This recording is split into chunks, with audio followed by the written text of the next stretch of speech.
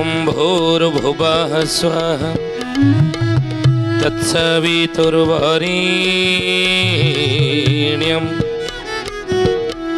भर्गो देवस्य धीमहि धियो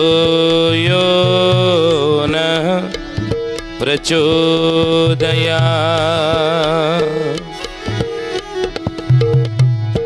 नीलाचल निवासाय नित्याय परमात्मने बलभद्र सुभद्राभ्यां जगन्नाथ यते नमः।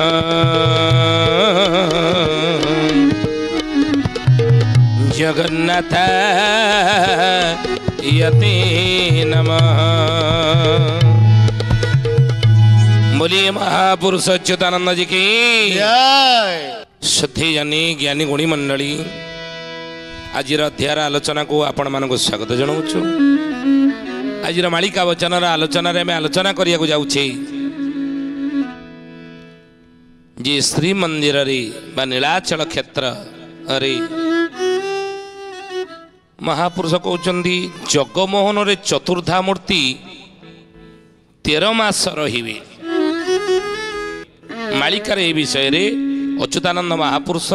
कौन लिखिछन्ति? भक्त आर्तदास भीम भईंकर शिष्य आर्तदास लिखिले कहले जगन्नाथंक मंदिर जगन्नाथंक मंदिर जगन्नाथंक मंदिर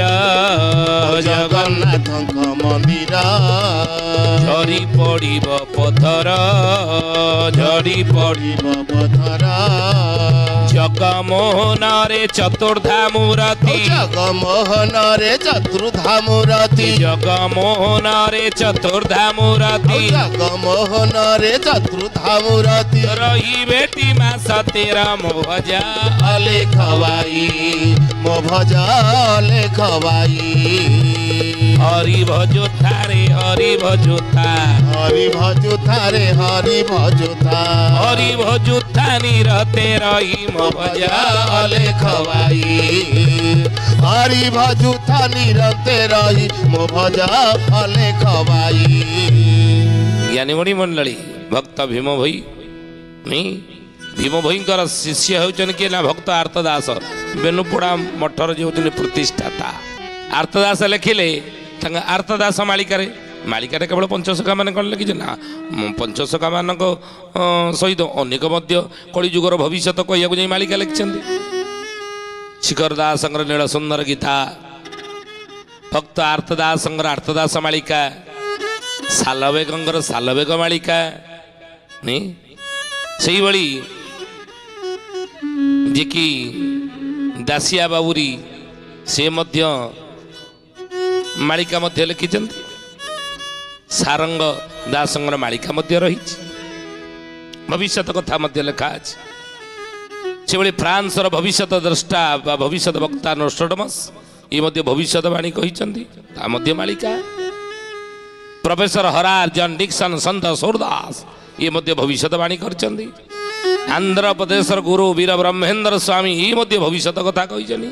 से मध्य मालिका। तेणु ये सब भविष्यतर कथा भक्त आर्तदास कहले जगन्नाथ मंदिर झड़ी पड़िब पत्थर नहीं ये कथा को चकड़ा लगाण रे अच्युतानंद महापुरुष लिखिले कौन कहले बोले फाटिब देउला खराब पड़िब जे पथर आउ जगमोहन रे रहिबे साई मा सार्ध 13 साई मा सार्ध 13 सुजाने साई मा सार्ध 13 साई मा सार्ध 13 सुजाने साई मा सार्ध 13। ज्ञानी गुणी मंडली सुधीजने आपण मानकर मन थिबो गोटे कथा आमे कहितुरु बहुत दिन तळी ए मालिका वचने आलोचना आमे करिछु आपण सुनिथिबे हमर कथा नुहे महापुरुष माने लिखिथिले आमे निमित्त मात्र महापुरुष माने मालिका रे लिखिथिले श्रीमंदिर चारि द्वार खोला करिबी मुही आमे कहितुरु मालिका रे अनेक दिन तळी आपण माने सुनिथिबे रत्न भंडार चाबी केते बेले मिलिबो रत्न भंडार खोला केते बेले हेबो एक आलोचना आम करनु आपण शुणी मिछ नुहे मालिका रत्न भंडार केते बेले खोला हेबो केते बेले ना जेते बेले श्रीमंदिर चारि द्वार खोला हेबो एक अतीत आम आलोचना करिछु मालिका वचन आपण शुणी आज देखन आगु आपण देखिबे से संकेत गुड़िक आपण जना गलानी वर्तमान राजनैतिक क्षेत्र राजनैतिक व्यवस्था जहाँ ये राजनैतिक व्यवस्था रे आगु मध्य ये संभावना रही खूब निकट भविष्य खूब निकट भविष्य आउ किछि दिन पर मालिकार एक कथा सत्य होगा जाऊँगी जहाँ 600 वर्ष तले कागज कलम नथिला तालपत्र लेखनी साहाଯ୍ୟରେ अच्युतानंद लिखिथिले रत्न भंडार खोला केबे बहुत दिन खोला है किंतु खोला केबे हेबो संपूर्ण रत्न केतेबेले गणति हेबो केतेबेले तार आकलन करा जीवो रत्न भंडार केते धन संपत्ति रही केते कौन रही तार आकलन केतेबेले करा जीवो ना जेतेबेले चारि द्वार श्रीमंदिर खोला हेबो ये कथा मालिकार आपण सुनिजने आगुर आमे कहिछु तेणु जानतु आगु चारि द्वार खोला हेबो रत्न भंडार खोला जेतेबेले सेतेबेले रत्न भंडार खोला हेबो नहीं तेणु से भाई अच्युतानंद चकड़ा लगाण कहले फाटिब देउड़ गरभ पड़ब जे पथर ये जगमोहन रे रहिबे साई मा सार्ध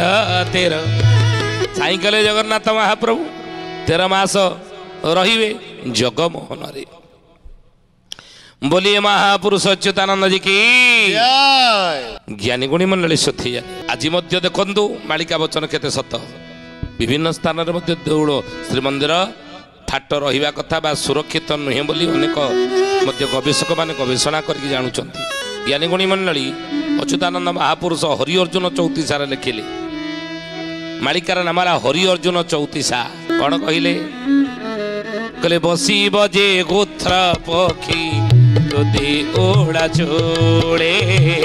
बसी बजे गुत्र पक्षी तुदे उड़ा चोड़े खसिब पथर खंड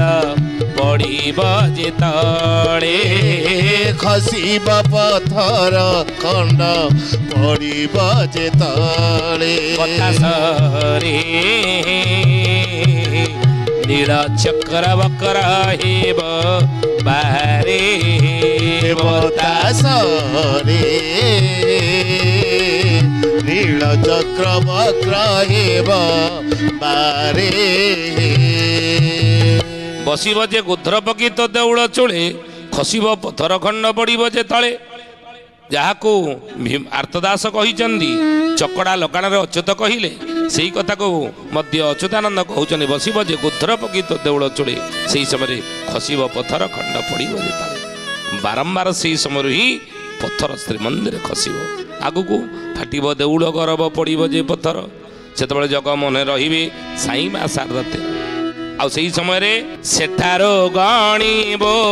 तोराम पांच जे संवत्सर अनेक खेल तो देखिबो सुण रे सुत मोरा सुण रे सुत मोरा सुजाने सुन रे सुत मोरा सुन रे सुत मोरा सुजाने सुन रे सुत मोरा सेतबेले घटना कौन घटब संसार अतीत मध्य जगमोहन महाप्रभु रही एक कथा आप सूचे आम दौचु अतीत मध्य महाप्रभु जगमोहन रही बुझे आ से समय रे हे ज्ञानी गुणी मंडली गर्भगृह मध्य फाटी आगु को अच्युतानंद महापुरुष कहते आउरी मध्य रहिबे महाप्रभु जगमोहन रे आगु आउ सेतेबेले सेठारु गणिबु तुराम 5 जी संवत्सर 5 संवत्सर सेठारु तू गणिबु आ गणिले कौन देखिबु ना अनेक खेल तू देखिबु शुण रे सुत मोर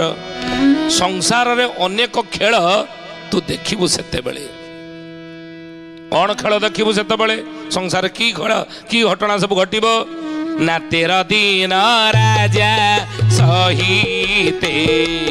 पुणी 13 दलिया